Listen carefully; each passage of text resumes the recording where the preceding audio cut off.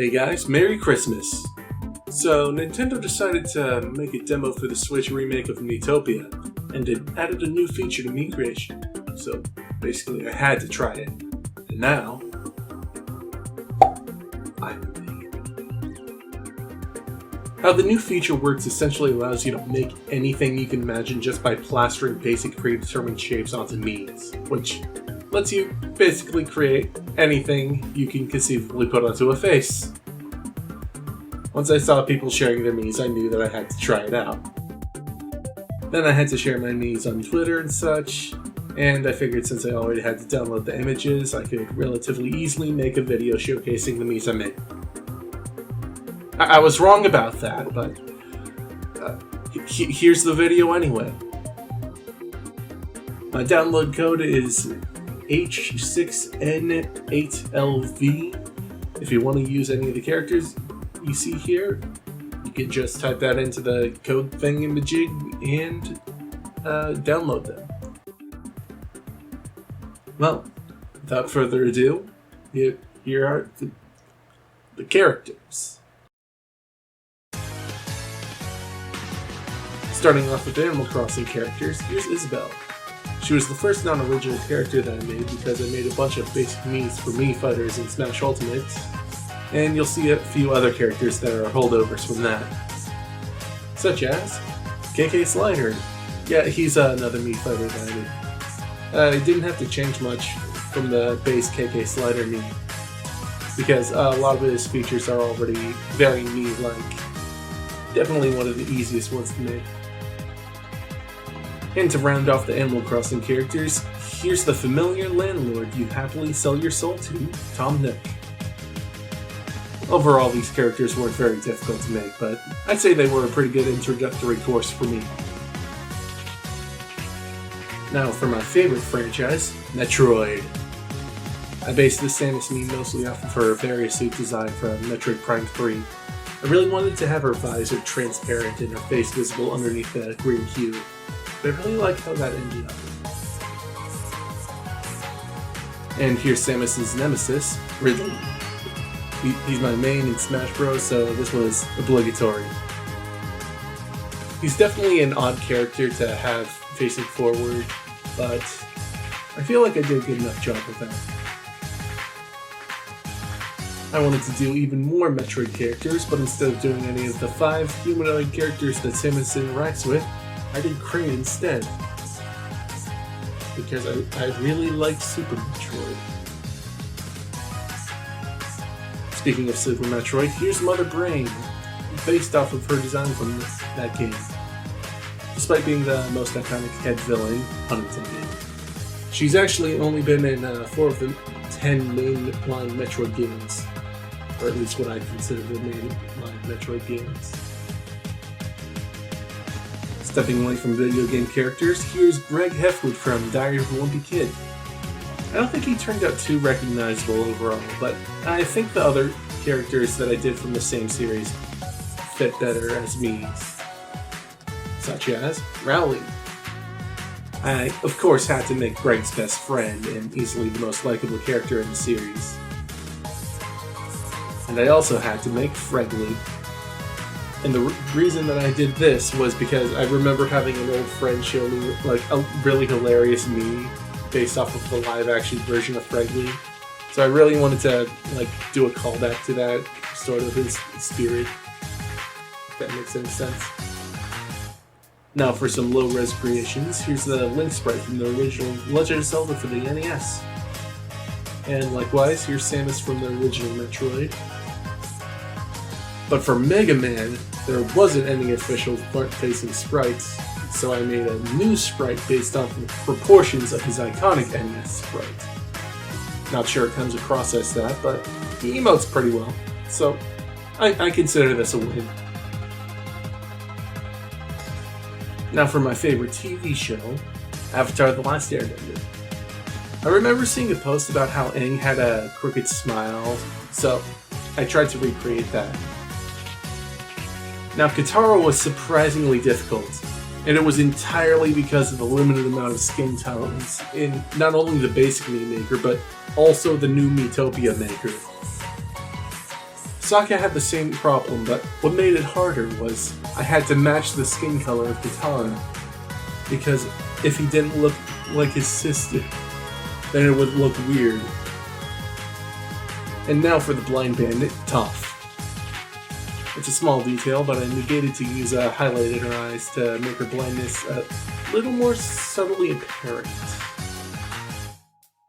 And rounding off the Avatar characters, here's Zuko. Yeah, I feel like the two characters out of this set that work the best are the ones with easily identifiable markings on their face. Now onto a game that I'm also a big fan of, Punch-Out! And Lil Max specifically. I was really excited when he got into Smash Bros, but yeah, that didn't work out too well. Now for another Punch-Out character, here's Glass Joe.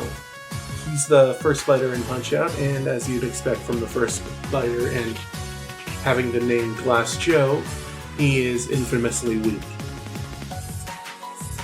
Now, one of the hardest bosses in gaming, Mike Tyson. I tried to mimic the styles of his NES sprites for both his in-the-ring sprite and headshot sprite for in between the rounds. Now on to Legend of Zelda characters. Here's Skull Kid. This is something that I knew I had to do as soon as I saw how robust the Miitopia editor was. Majora's Mask is so iconic, and I even already had a Skull Kid Mii on my Switch. This is the first Mii that I'm maxed out on all 100 pieces of makeup on, and I am surprised at how well I managed to portray every single aspect that I wanted to. Now, also hailing from The Legend of Zelda Majora's Mask, the Moon. You'd expect a game about masks to be full of fantastic faces, and it delivers. Toon Link is a character that I used to be really obsessed with. He's just got one of the quintessential character designs. Like, if a design reminds me of Toon Link, I automatically like it. Now we have Midna from Twilight Princess, and probably my favorite Zelda character overall. I'd probably draw her a lot more if it weren't for the hats. It's the most complicated thing ever.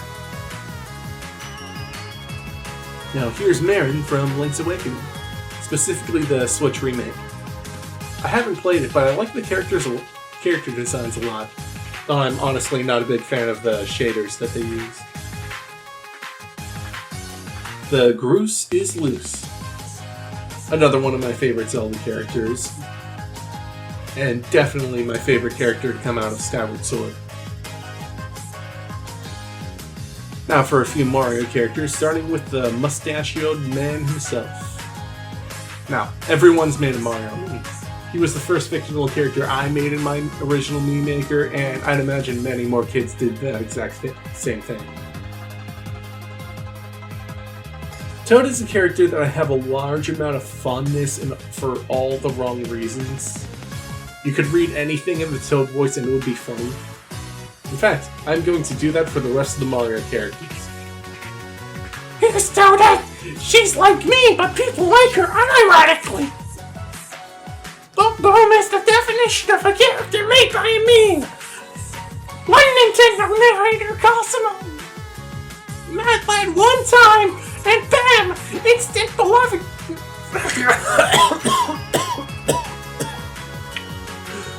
Instant beloved Nintendo character. Now for Star Wars characters, specifically based on Clone Wars, here's the local Sam hater, Anakin. Obi-Wan was my initial favorite Star Wars characters, playing LEGO Star Wars. And he continues to be up there with his portrayal in the Clone Wars series. And here's a helmetless clone trooper. I didn't actually have any specific clones in mind when making this, and it probably would have been cooler to just have him wearing the actual helmet, but I think someone already did that. So just download that Mii instead. Okay, question. What are the white markings on Ahsoka supposed to be? She's an alien, so I guess they could just be natural markings, but it'd be odd for an entire species of aliens to have wings on their faces, right? But makeup or war paint doesn't make any sense because she always has them. Tattoos? Yeah, I guess tattoos make sense. Okay, I've got to look this up. Okay, so Darth Maul does have tattoos. I can't find anything for Ahsoka, but yeah, those aren't actually natural skin patterns like I kind of thought for a while. Now to Ace Attorney, in the original Ace Attorney, Phoenix Wright. His mouth is open because I wanted to base his expression off of this iconic OBJECTION pose. And here's Phoenix's closest friend, Maya Fey, the most innocent character to constantly be accused of murder. And here's Miles Edgeworth, the rival to Phoenix Wright, and ship with Phoenix Wright. Now here's a couple of Team Fortress 2 classes. The Heavy was an easy one to pick. He's an icon of friendlies in TF2. He definitely fits in with Miitopia's wacky world a lot better than most of the characters that I've made. Now for the team's Medic. Look, these TF2 names are much more function over style. It'd be really fun to cast them as the team player. And here's the 4 heroes of Earthbound, also known as Mother 2, starting with Ness. I thought it would be cool to have the 4 as the 4 Miitopia heroes. I guess Cleric? Now Paula would be the mage of the group. Ness is known in Smash for his elemental PSI, but Paula is the one that uses them in the original game. Jeff is that one party member that doesn't have any psychic powers. I feel like every group of superpowered heroes needs that one guy in the group that's completely powerless, but is still a valued member. The class he would be is unlocked later in the game, so I don't want to say because of spoilers, as mild as they might be. And the last Earthbound character, Pooh. Don't laugh, it's a foreign name! I realize I didn't help that by making his hair resemble poop emoji, but it was the best I could do with how far you can move up the makeup pieces. Now I'm getting into assorted characters, not grouped together with characters of the same theme. Here's the super tough Pink Puff, Kirby. Pac-Man is one of those characters that I feel exudes wholesomeness. He's like the Santa Claus of video games. Does that make any sense to anyone but me? I don't care. I'm saying it anyway. Squidward is one of the few characters who actually has a perfectly fitting default meme maker nose. Every other character, you have to use an approximation for their noses, but for Squidward, it's practically an exact match. This is definitely the most random of Miis I made. I needed a mailman, so who did I make it? A mailbox for Blue's Clues. I'm a frickin' genius. And that's all the Miis I've made in Miitopia. Well, there's still more characters that I did make, but they're original characters. And while I'd love to share them with you guys, I'd rather not do that outside of Meme Maker. Currently, I'm working on a video full of shorts to hopefully do that in a more effective way. And that's really all the Miis I've made in Miitopia. Now, this video, as simple as it is, has been a real struggle to make. On top of my own difficulty not being used to recording things behind a microphone, I also had to work around the incredibly loud sounds of people fixing my apartment roof, and also the roof leaking into my room onto my Nintendo Switch, making the right Joy-Con not connect properly to my Switch. But I eventually found the time and was able to record the video. That night I had forgotten to save before I turned off my computer button, only realizing my mistake the next day. Doing that threw out all my motivation to re-record it. And by the time that Miitopia released proper, I still hadn't opened up Audacity to try to record again. But eventually I did, and when I opened it, I found out my audio was able to be restored. I felt really dumb after that. It was really weird that I'd need to re-record literally all the audio. And then my file corrected. I had to re-record all of the audio. Well, if you're watching this, I eventually managed to complete this video. It's been a struggle, but I've learned from it, and hopefully I'll be able to make more videos quicker. And by quicker, I mean like in a month instead of over a year. Well, regardless, have a happy new year. And that outro is a lot more ironic in hindsight now that I don't post any videos in like years. So it's like I'm preemptively telling you guys a happy new year. And that sucks. You know what? I'm making a promise right now. I will get a new video out before my birthday, which is the end of June. I pinky swear.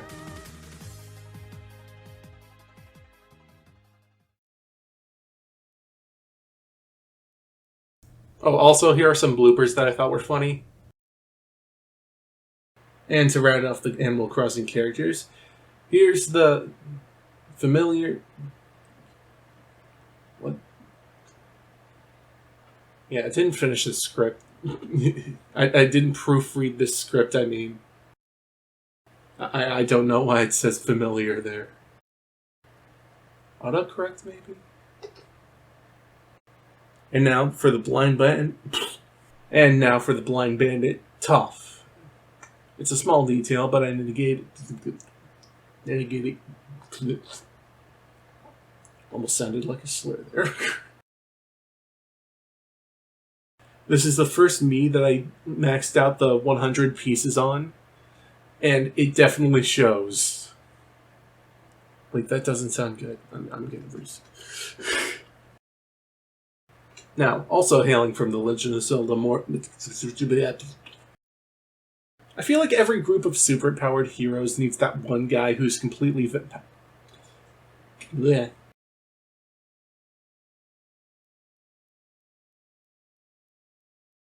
Objection!